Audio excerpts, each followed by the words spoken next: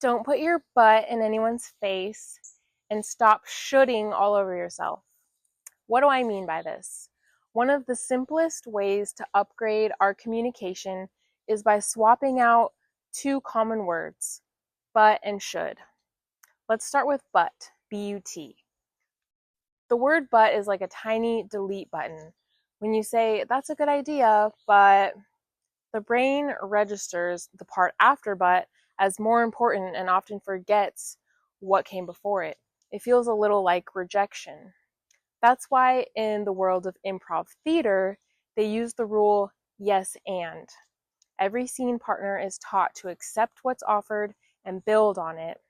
If one actor says, we're pirates on the moon, and the other says, yes, and I just found buried treasure, the story suddenly flows. But if the second person were to say, yes, but there's no treasure on the moon, the scene would collapse. I often experiment with replacing but with and in my daily conversations, and sometimes it can be a little challenging to figure out how to turn it into an and statement, or you just feel that urge to use but. And I just invite you to explore and experiment, because even when we adopt the mentality in life, yes and, it just creates more possibilities, and it's more inclusive and just invites more connection in general. Like when you might disagree with someone at work, yes and let's see how we can navigate this. It's just a good practice. When we use and instead of but in real life, we create collaboration instead of conflict. It's not about agreeing with everything, it's about keeping the door open for connection. Now let's look at should. The word should often carries shame or pressure. I should eat healthier. You should really call your mom. I should go to the gym.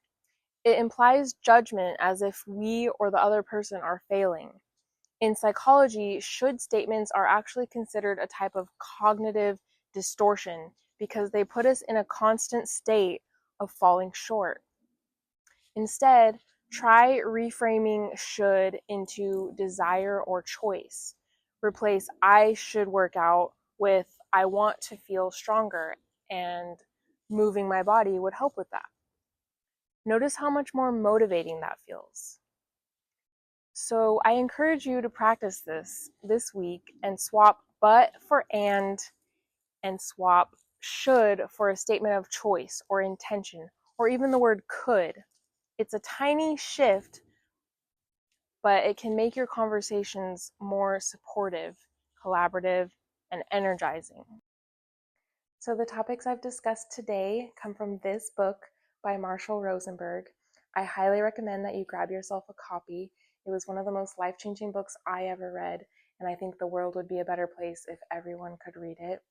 You can grab yourself a copy using my affiliate link below, and I appreciate you so much. Thank you for being here.